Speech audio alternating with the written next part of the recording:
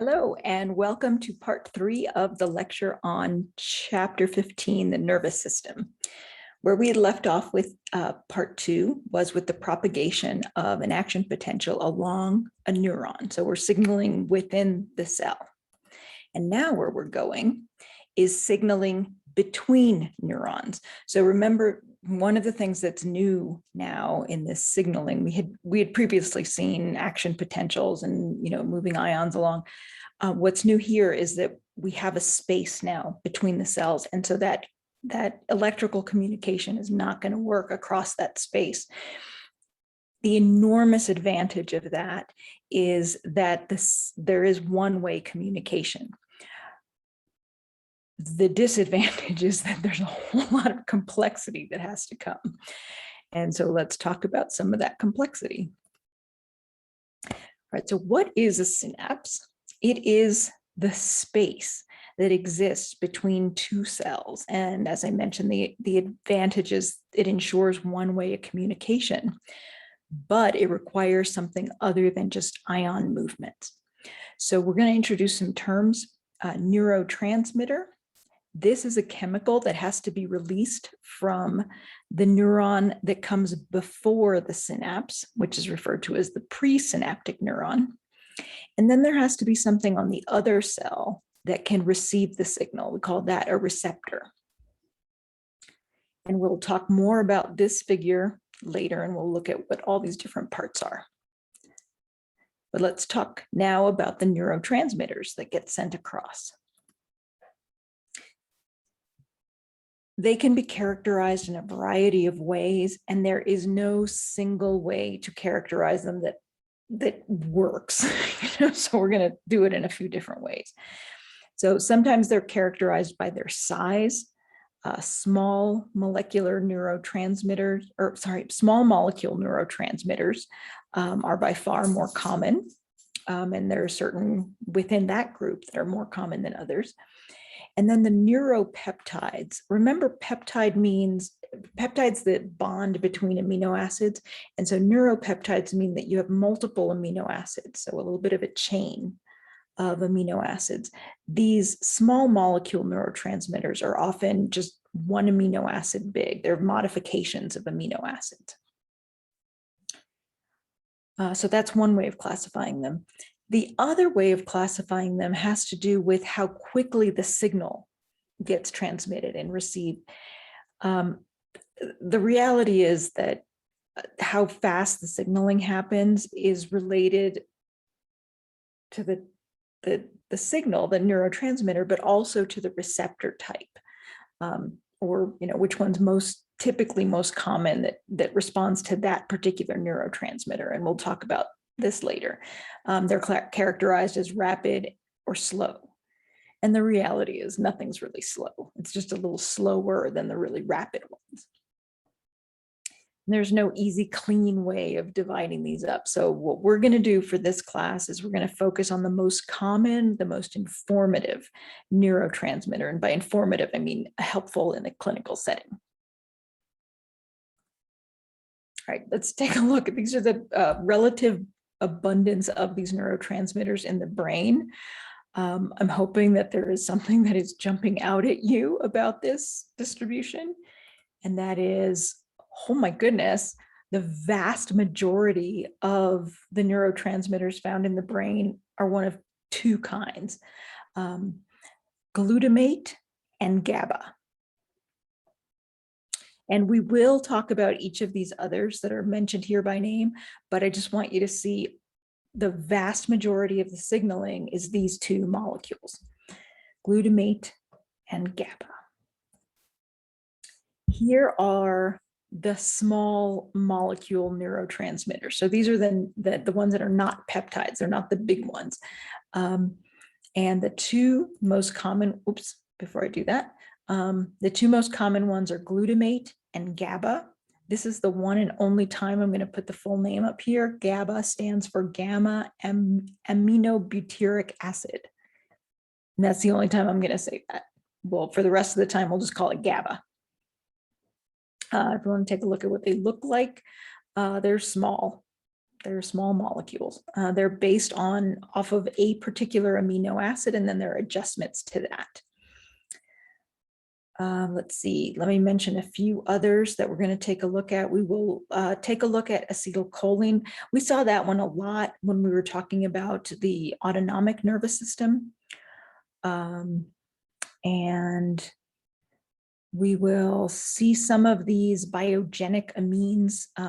Serotonin, this is the one that Dr. Boyev, I think, was wearing on a necklace. I mean, tell me if I'm crazy, but I'm pretty sure that that's the molecule that she had on. There's also histamine, which we know has other jobs to do, but in the nervous system also plays a role. And the catecholamines, all of these are variations off of a particular amino acid, dopamine, norepinephrine, and epinephrine. Okay. Yeah, so these are the big ones, and these are the two that are the most common, glutamate and GABA. All right, let's talk some more about the structure of neurons, and we'll get back to the neurotransmitters, and we're going to go back and forth. I'll give you information as you need it. So neuron structure, in general, you've seen neurons before. They have a big body. That's where the nucleus is. That cell body is referred to as the soma. There are some structures that come off of the soma.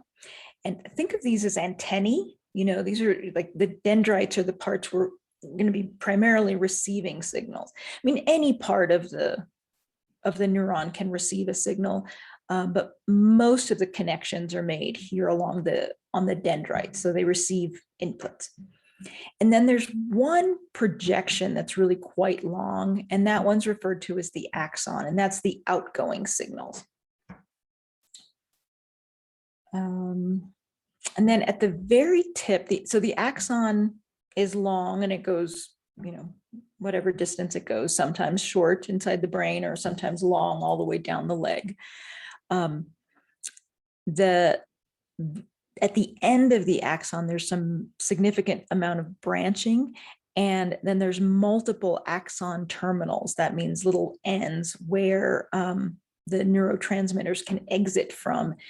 We have all of the axon terminals here synapsing on this one cell, but the reality is that neurons can synapse with multiple other neurons, and that's what all this branching is about.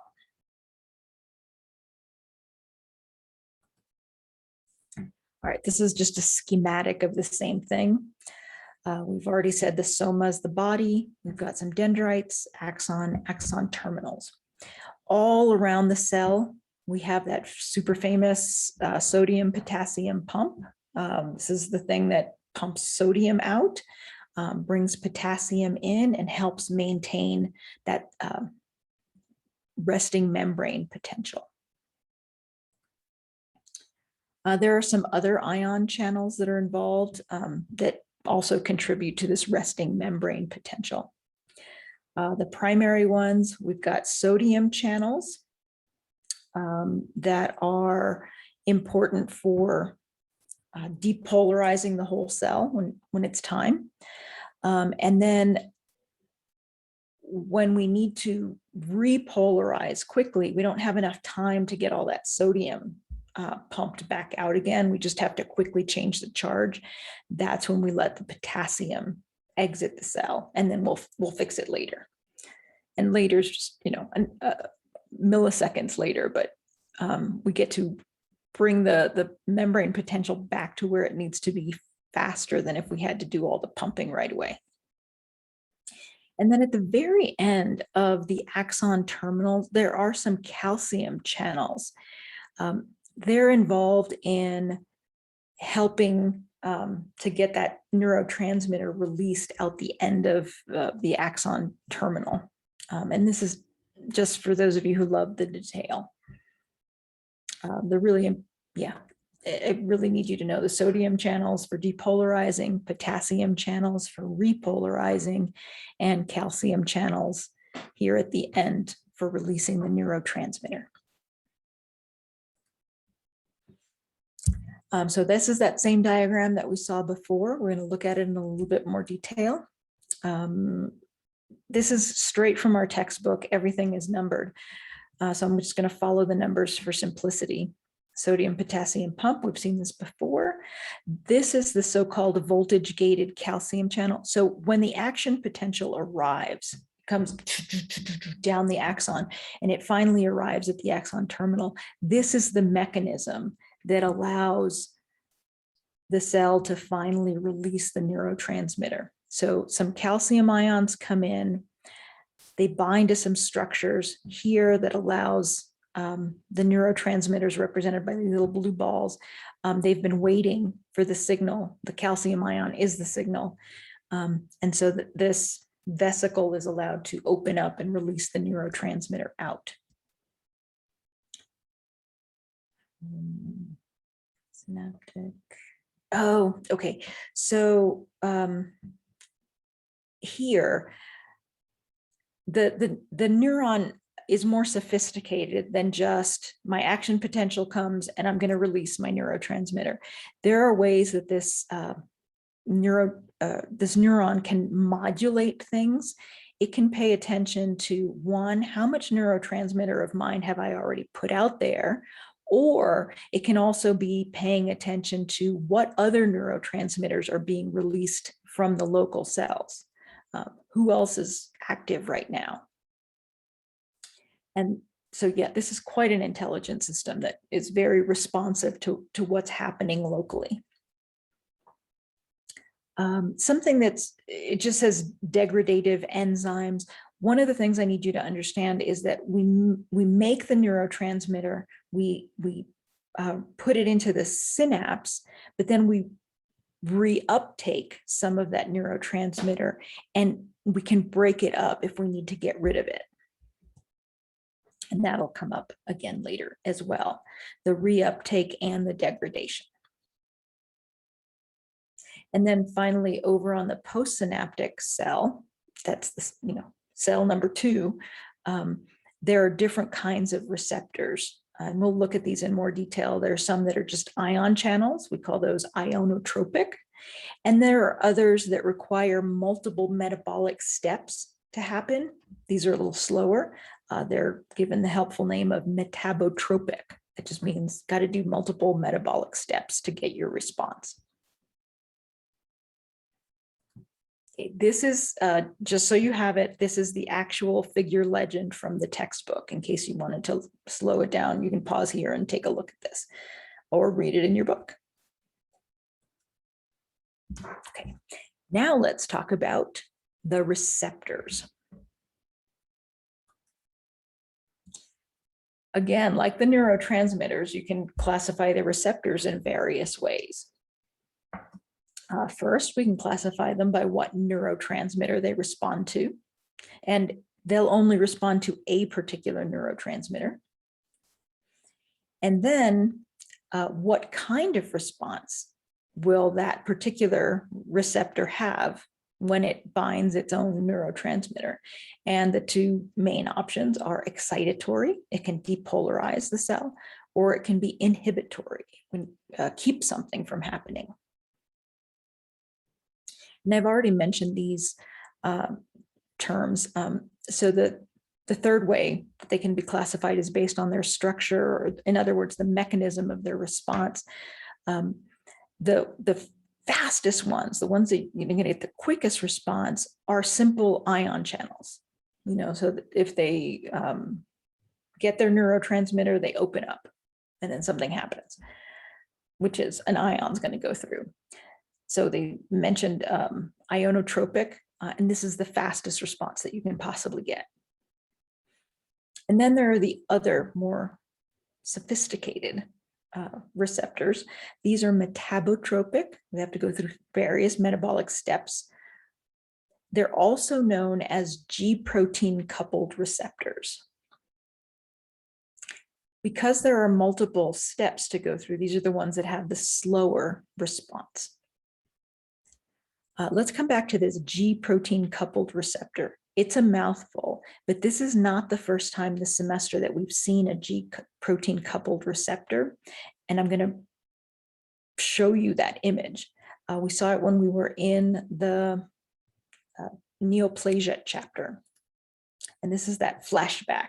I took a screenshot of one of the slides. So where we had seen it before was with signal transduction. So there's a receptor on the outside of the cell and some signal came in, and specifically we were talking about growth factor. And the specific G protein we were talking about was called Rece. And that's the one that's frequently, the gene for that is frequently mutated in cases of cancer. But it's basically, it kicks off a cascade of reactions that happen inside the cell, culminating possibly in transcribing and then translating and making a protein, or it can be some other kind of reaction. And the same goes for the G protein coupled receptors here on the neurons. Some of them will kick off a cascade that leads to transcription and translation. Others will kick off a different kind of cascade. It's just depends on that particular G protein. Okay, so again, this Rece and growth factor, this has nothing to do with the nervous system other than this was the example of a G protein receptor that we had seen before. So over here on the left, G protein coupled receptor, it's a common mechanism that cells have for getting a signal on the outside of the cell and then responding somehow on the inside. And they're going to be slower than the ionotropic receptors because clearly there's more stuff happening. All right, so we're going to go back to the ionotropic and take a look at those. These are, you'll see them called ligand-gated ion channels. These were the ones I had shown you that this could get a cell up to threshold. Their structure is, it's a protein. It sticks all the way through the cell membrane. The part on the outside is the part that can bind to the neurotransmitter. And then it's going to open up. And then if this particular ion channel lets in sodium or calcium, that's going to depolarize the cell. That's an excitatory response. If it lets in chloride ions instead, then that's going to hyperpolarize the cell. So that's inhibitory. Okay, and each receptor is always of that same kind, whatever kind it is. It's just that there are different receptors.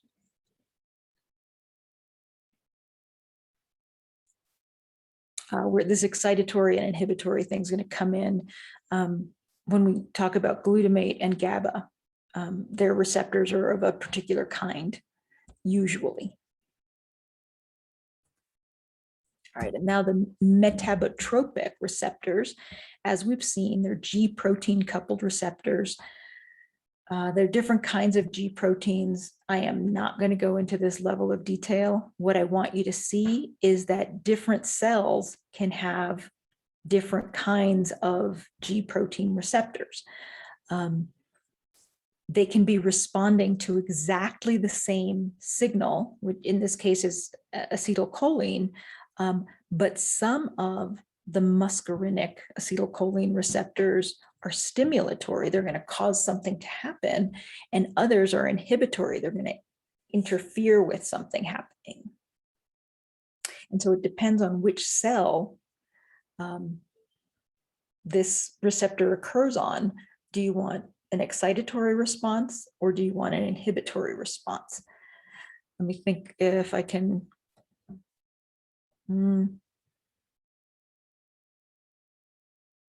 Yeah.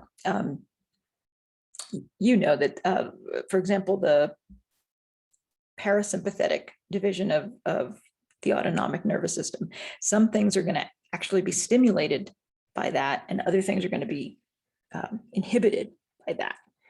But it's the same signal, but you're going to get these two different responses on the different kinds of cells. And this is the mechanism. You've got different kinds of G proteins. Yep, okay. Now, putting it all together, for rapid transmission, really fast signaling, we've got a few neurotransmitters that we've seen before, the glutamate, GABA, acetylcholine. These are the three most common neurotransmitters in the brain. By a long shot, glutamate and GABA are the most common, but these are the top three. Glutamate, the receptors for glutamate are primarily excitatory. Oh, you know what? I'm sorry, I'm skipping something. And that is this. Most of the receptors that respond to these neurotransmitters, especially glutamate and GABA, they're of the ionotropic or rapid kind. Glutamate is primarily excitatory. GABA is primarily inhibitory. And that's what we're seeing here. Rapid transmission, these three, typically the receptors are ionotropic. The fact that glutamate is primarily excitatory and GABA is primarily inhibitory, this is going to come up again when we talk about epilepsy. As we've said, the rapid signaling, this is the majority of the signaling that's happening in the brain is of this super fast variety. Then on the other hand, over here, the slow transmission, these are the amines, the serotonin, histamine, and the peptides. These are the larger molecules like oxytocin. Most of the receptors for these neurotransmitters are of the metabotropic variety. Now, of course, there are some exceptions. I'm not going to make a big deal about them, but that's what these crossed arrows are about. I wish they were like dotted lines or paler or something. So primarily, when we talk about rapid transmission, we're talking about these neurotransmitters. It's typically responded to by the ionotropic receptors. And on the other hand, the metabotropic receptors are usually responding to the amines and the peptides.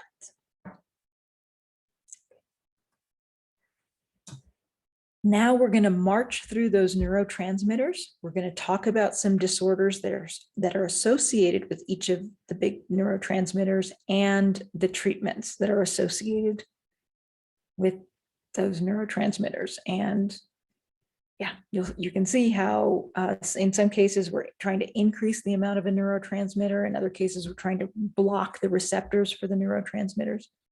But here we go. Start with glutamate.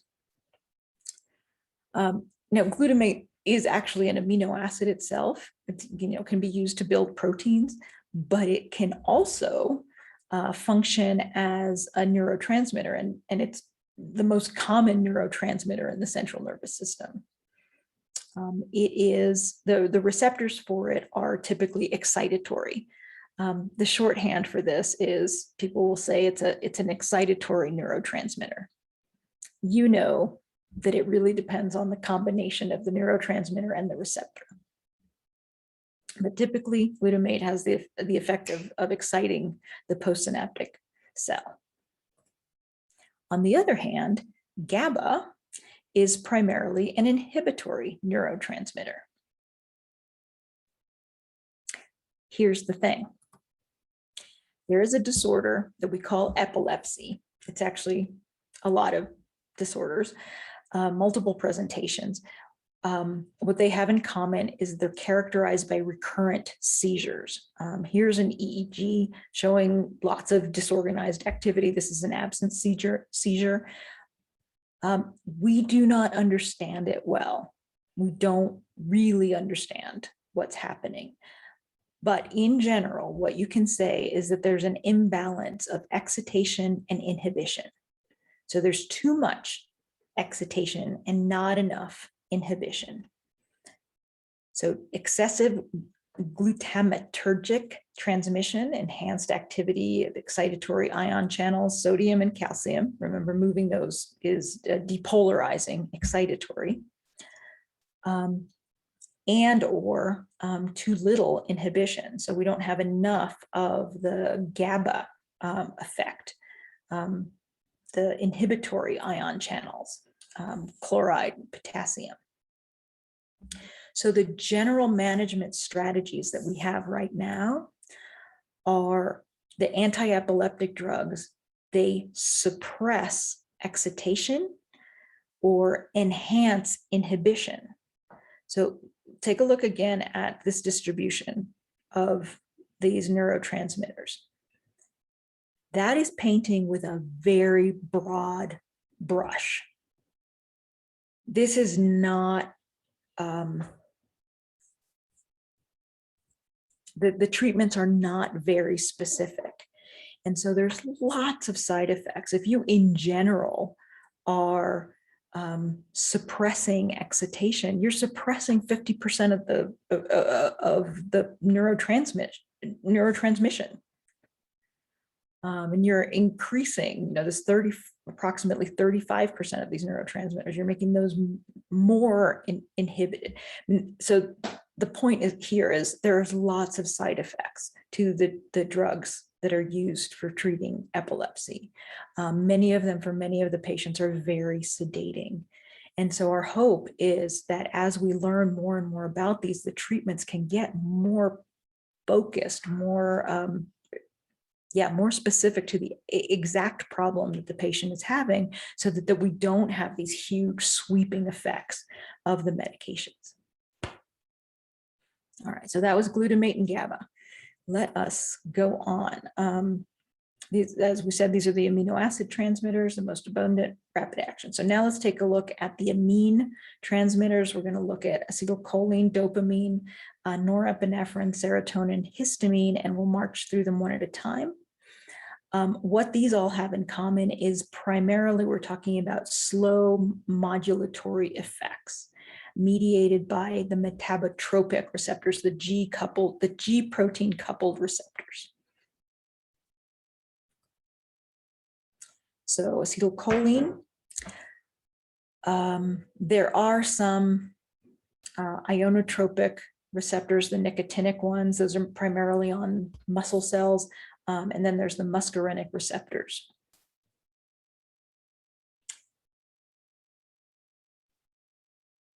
We've mentioned how a neurotransmitter gets released here into the synapse.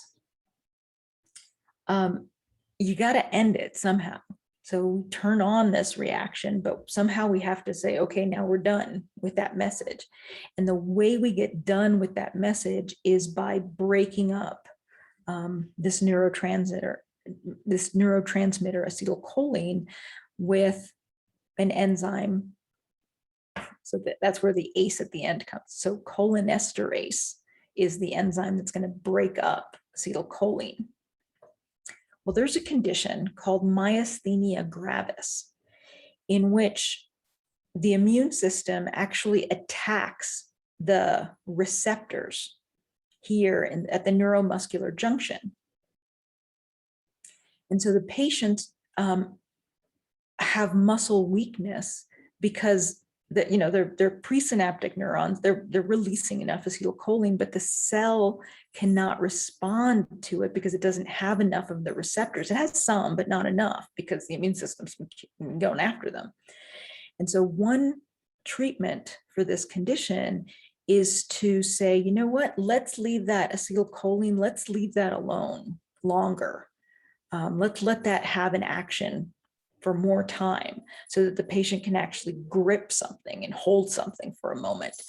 And so it's an inhibitor of this enzyme that would ordinarily break up the neurotransmitter.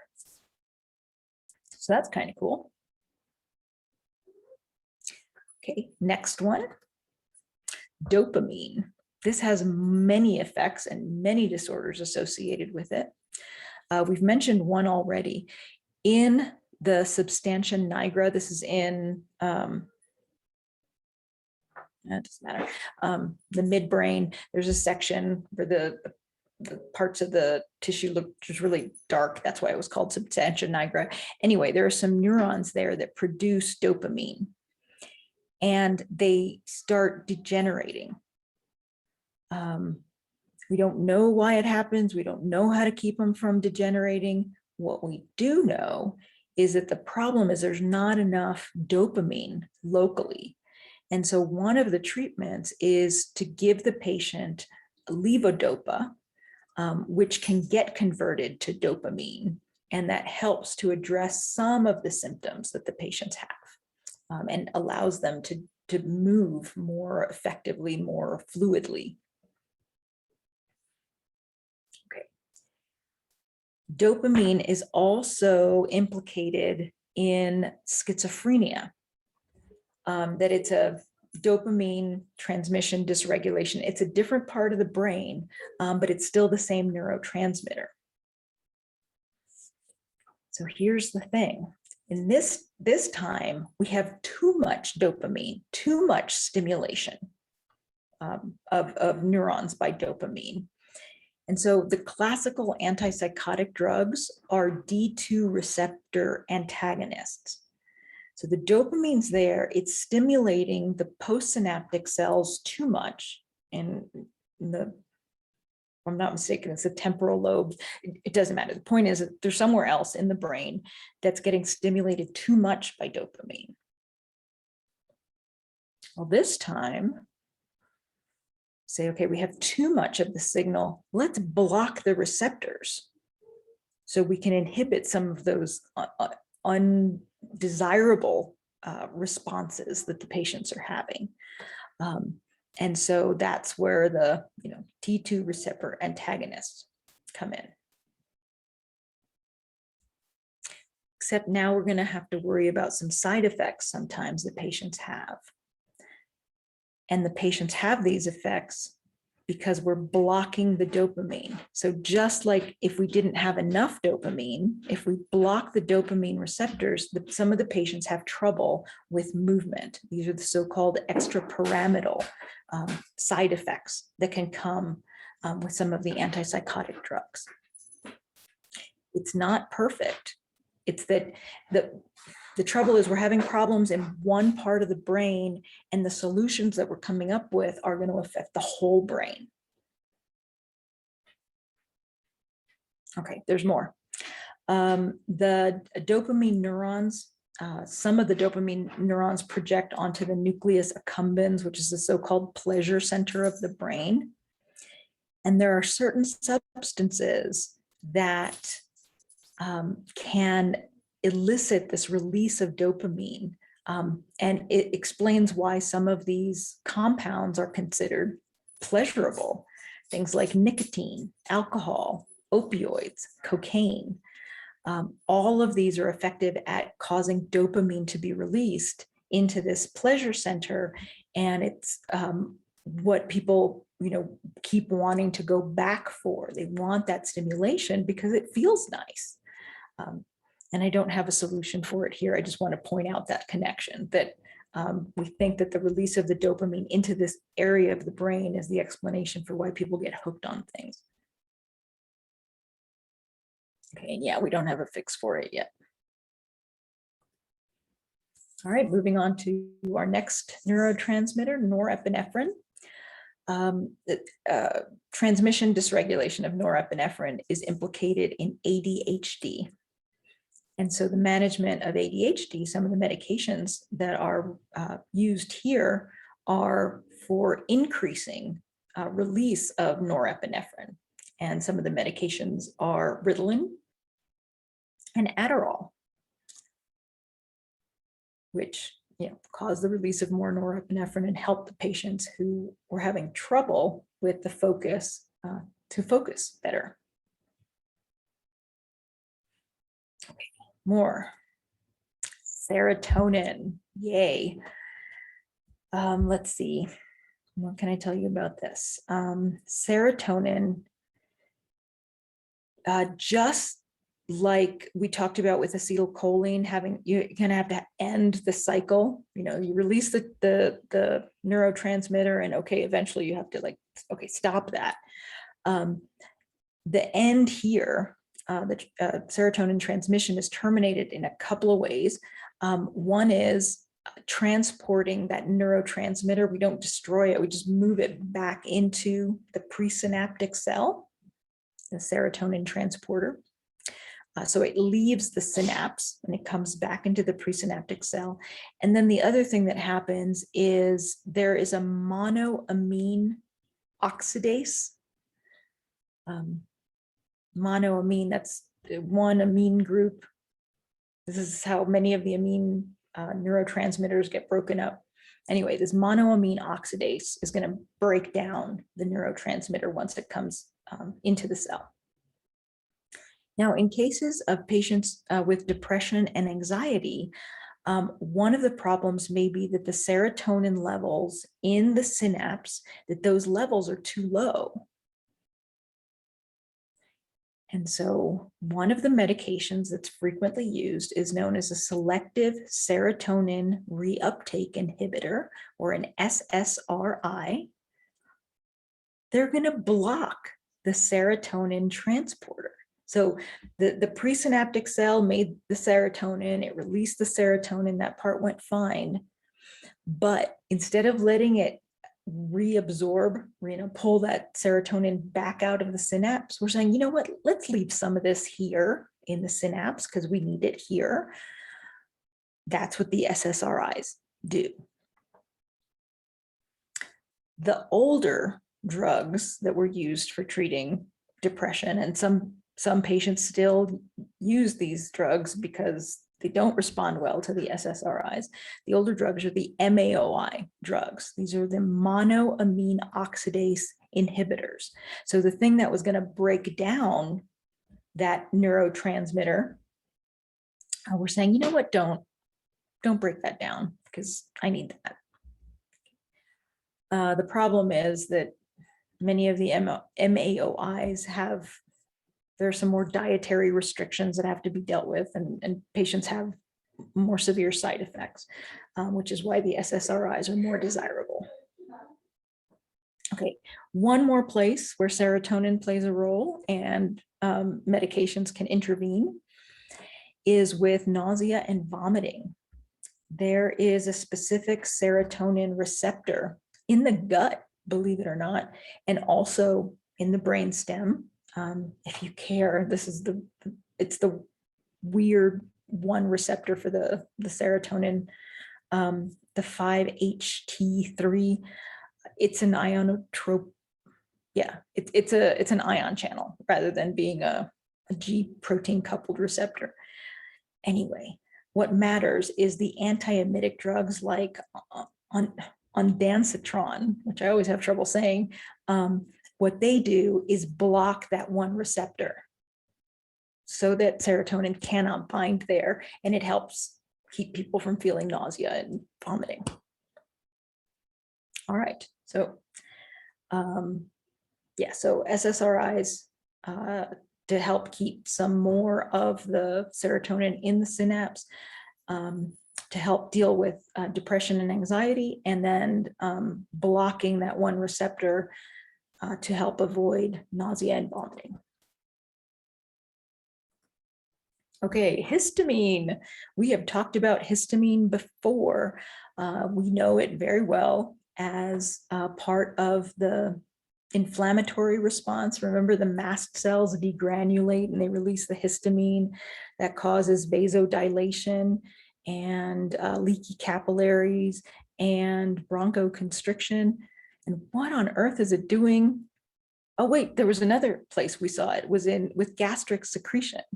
It caused the cells in the stomach to release more hydrochloric acid. And now it's here in the brain. Well, it turns out in the nervous system, it gets released from some cells in the hypothalamus. And it seems to be involved in waking us up. So initiating and maintaining being awake. And I think it might be a little bit clearer why some of the allergy medications, the older ones, the straight up antihistamines, why those cause drowsiness in some patients. Because they're going to be antihistamine all over the body, not just the places where we itch. And so this is why antihistamines are so sedating for some of us. Okay, and then our final slide here, it's just a general wrap it all up. Depression, anxiety, and substance use disorders. These are all disorders that go together. we'll frequently see one, two or more of these disorders happening in the same patient. They're often diagnosed in primary care settings, not necessarily in a psych hospital. This is somebody who's just telling you they're feeling sluggish and they're not feeling up to it.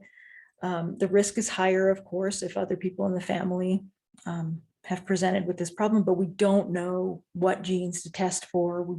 We haven't identified what the connection is between the genetics and the symptoms. So we call this a multifactorial disorder.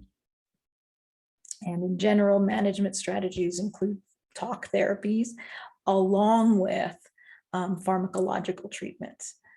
They're somewhat effective, but especially effective if we combine the two things. And that is a wrap up of our nervous system. Have a great week.